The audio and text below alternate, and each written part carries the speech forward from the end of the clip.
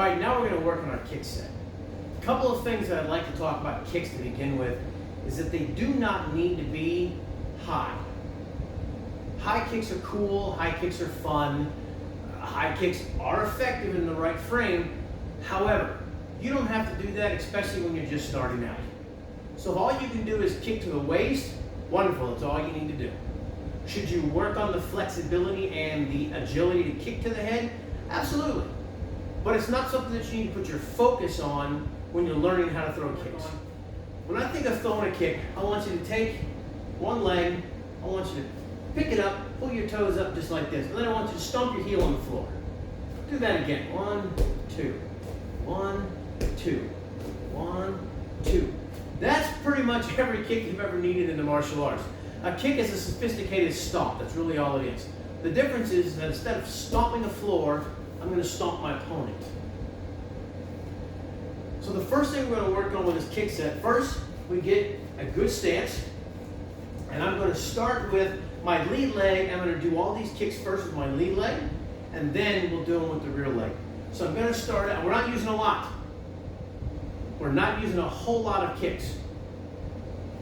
So I'm going to push the first one, punch it out.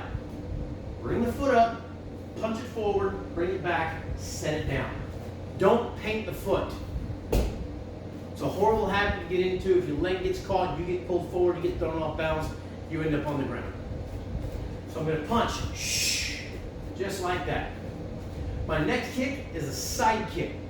The difference here is when I chamber this leg, I'm going to bring it up, and my thigh is going to face my target. Here, pivot on the back leg. My heel needs to face my target. And then I will stomp the target to the side. I know people talk about blading the foot and other things. Not a huge fan.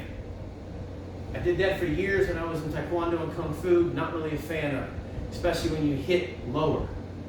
When you hit that to the body and your foot's bladed, it tends to roll my ankles. I've had this several times.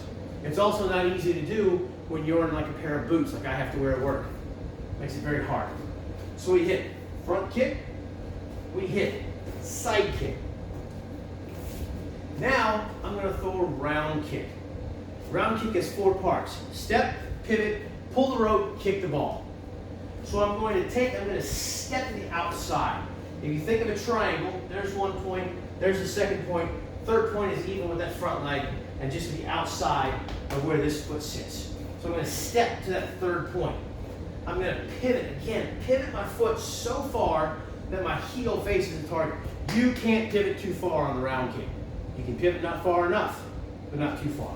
I'm going to step, I'm going to pivot. I'm going to pull the rope. For every action, there's an equal and opposite reaction. So I'm going to pull the rope across myself so that I get that action started. Step, pivot, pull the rope, and then just let this leg kick the ball. And for shadow boxing purposes, let it roll around. So I'm going to kick front kick, I'm going to kick side kick, I'm going to kick step, round kick. And then I do the same thing with my rear leg. Front kick, I'm going to kick side kick, and I'm going to kick step, pivot, pull the rope, kick the ball. Okay? So front kick, side kick, and round kick. Front kick, side kick, and round kick. Simple and easy, that's our kick set.